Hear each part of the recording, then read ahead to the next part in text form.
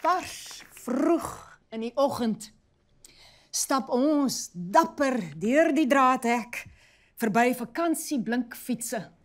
Katie sing oor die 9 miljoen fietsse in Beijing, lank na feministe reeds besluit het, fietsse is nie nodig vir visse nie. 'n Swerm kinders gil, skril soos wilde ganse vir mekaar.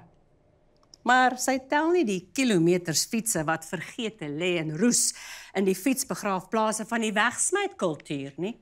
Ek oorhandig jou traag aan 'n vet, opgesmikte vrou wie se OK Bazaar special toenaals kersierooi uit haar skoene groei. Daar is genoeg fietsse vir elke kind in die hele wêreld.